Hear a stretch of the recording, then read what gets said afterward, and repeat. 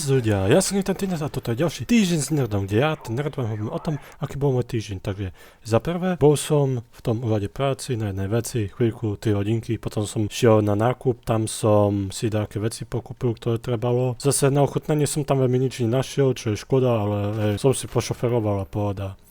Ináč som cez týždeň si prešiel nejaké veci vo svojej izbe a našiel som 20 eurovú kartičku do obchodu Martinus. Tam som si pokúpil nejaké DVDčka, takže uvidíte z toho nejaký unboxing a potom som našiel jednu kazetu na Vinted za 4 eur, som si ju vyjednal za 2, takže z toho tiež bude unboxing. A okrem toho som dohral 2 hry na streame, jedna bola Overcome Your Fears, to bol pondelok. Potom ste vy zahlasovali za Saints Row a útorok som dohral Ape Escape a tam ste vy zahlasovali za Rock Band, takže z toho teraz budú nové streamy chodievať hry. A ináč jedine, čo som ešte cez týždeň tak robil, bolo, že som kosil, upratoval, dal nejaké pracovné ponuky a som ešte toto zase musel dať čomrovať. Ináč, čo sa ešte také stalo, bolo, že v sobotu som dostal ban na TikTok streamovanie, lebo hneď na poslednú sekundu mi tam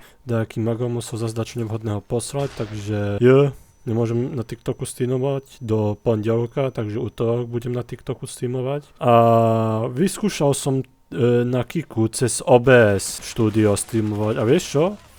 Funguje to lepšie. Alerty sú, Streamlabel fungujú, takže hej, ak mi tam budete dávať follow, donate alebo subscribe, tak môžete, viete a v streame sa to uvidí. Taktiež som ešte sa to stalo, že včera, takže sobotu, nejakí zas to tí hackeri mi bombardovali friends requesty na Discorde a na Steamu. Akurát na Discorde som to vedel rýchle vyhodiť, ale na Steamu kamo.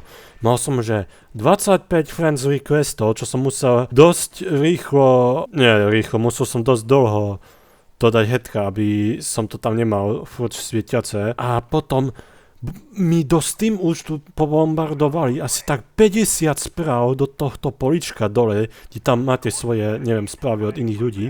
Dačo tam bol po anglicky, dačo po rusky, proste čo to malo znamenať, nechápem, trošku trápne. Ináč, to bolo všetko do mňa z mojho týždňa. Vo svete, čo som si všimol, boli iba dve veci. Jedna je, že zomrel slavný herec Sam Neill. Asi ho budete poznať z filmu Jurský park. Ja som Jurský park ešte nevidel, ale stamať on je. A potom ešte na PS5 vyšiel Call of Duty Black Ops 1, Black Ops 2 port a teraz to ľudia všetci hrajú. Zaženiem si to, samozrejme, že nie, lebo ja mám Black Ops 1, Black Ops 2 už na PS3 a ako vidíte, teraz hrajem Black Ops 1 a funguje to bez chyby. A keďže teraz sa tie hry aj zobudili, tak v pozadí trošku aj počujete, jak tam takto možno rozpráva. Takže pohoda, možno v streame si to raz zapnem. Vieš čo, možno štvrtok zapnem Black Ops 1 a uvidíme, či tam budú tí ľudia nejak dačo rozprávať alebo nie. Ináč, to je odo mňa všetko.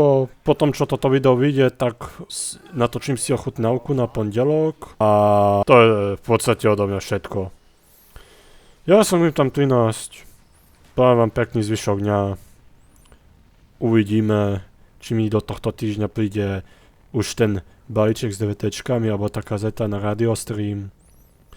A ak chcete vedieť, jaká kazeta to je, iba toľko poviem. Je to taká hudobná skupina, ktorú počúvam od detstva.